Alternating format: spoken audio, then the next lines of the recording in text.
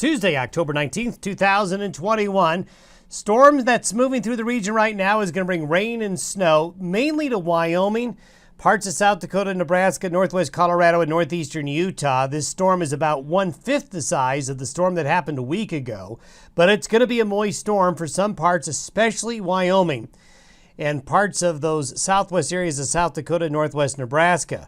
The rest of the week, though, we go back to fair, dry weather again. In fact, Wednesday through Saturday and most of Sunday, the weather really quite nice again. And then the next storm will arrive next week, probably around next Tuesday with a pretty good Pacific front. Then another storm system is going to come around Halloween weekend. So the weather pattern, as we've been mentioning over the last week or two, going to get more busy towards the end of the month. Also, we're going to talk about western precipitation this month of October has been surprisingly wet and going to get more wet, especially for some of the western areas of the United States that really need it. And we'll talk about that here in a minute. Here's the satellite photo from this morning. The satellite really showing the counterclockwise spin of the clouds with the low right here in extreme northwest Colorado, basically near Dinosaur. And you can see, if you look real closely, a swirl of clouds right there. And then, as we always talk, the heavier precipitation with low pressure systems is always to the northwest of the low center.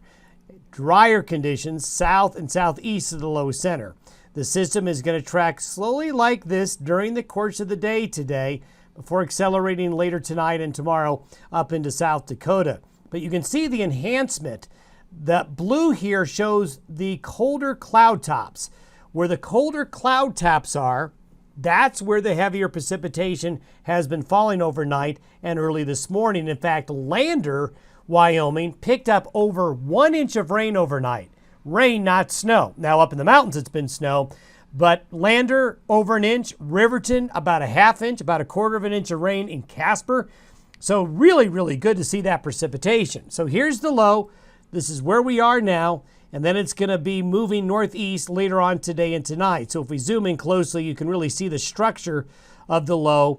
And the closed circles here mean the system is giving you that counterclockwise spinning motion, bringing the air, the moist air back up into the Rockies and really upslope into the Wind River Mountains here and into the mountains of central Wyoming and the southern Bighorns. This is the precipitation forecast here through the next couple of days. And you can see this east-west swath of heavier precipitation is aligned that axis to the north of the low. The big winners will be Natrona County, Fremont County, Converse County, Niobrara County, into the Pine Ridge of Nebraska and South Dakota. This is going to be about half rain, half snow. All snow in the higher mountain areas where the snowpack has gotten off to a pretty good start here in October up high, and this is just going to add to it.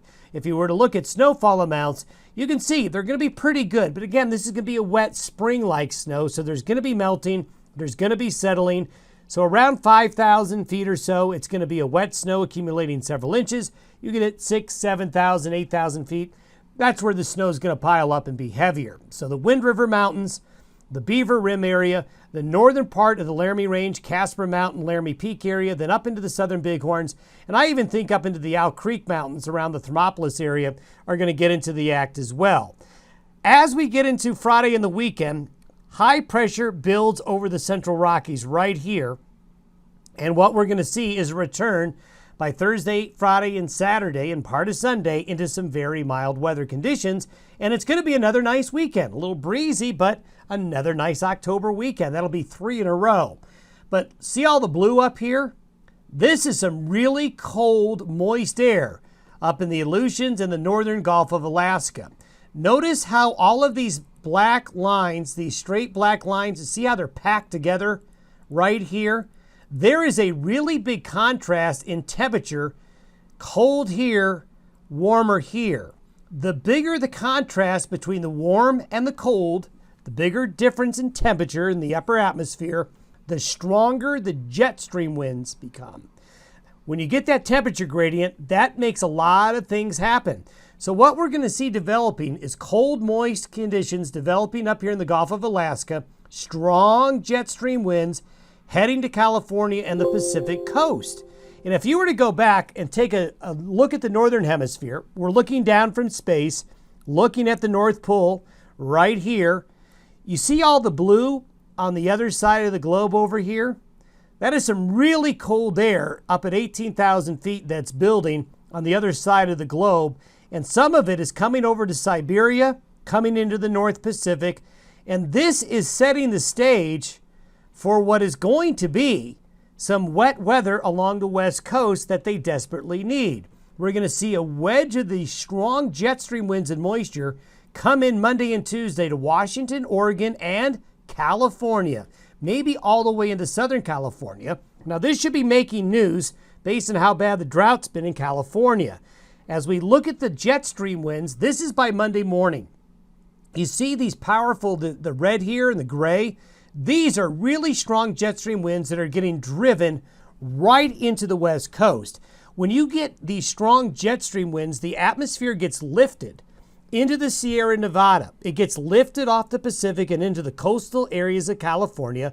And when you lift air, when air is forced to rise, it cools, it condenses, and if there's moisture available, you get clouds and you get precipitation. This is a classic setup for Central and Northern California and Washington and Oregon to see significant rain with these strong jet stream winds. And it's all being driven by the accumulation of some really cold air up here in the higher latitudes. And if you were to look at the precipitation forecast over the next 10 days, now whether or not we get this much, we'll see.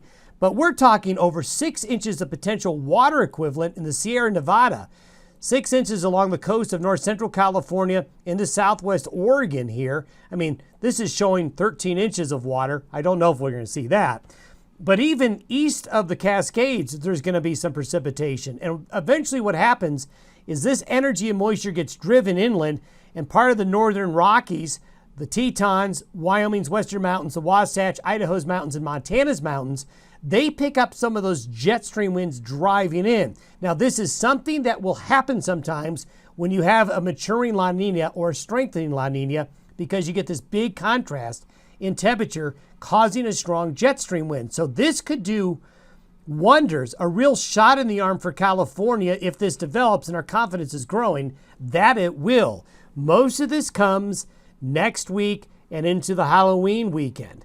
If you were to look at the latest snow and ice map for the Northern Hemisphere, look how much the snow cover has increased across Siberia, parts of Northern Asia, snow cover building here, snow cover accumulating in Alaska, the Northwest Territories, Greenland. So the cold air is building, and that's why we're seeing a lot of development here of these strong jet stream winds, and this is going to be playing a role as the fall matures into early winter. Look at the snowfall forecast over the next 15 days for the Northern Hemisphere. Getting to be pretty winter-like up there in those higher latitudes. And even look at North America. Look at the lower 48 states over the next 2 weeks, even into the western Great Lakes. We're starting to see snow showing up, then across the Sierra Nevada and the western United States.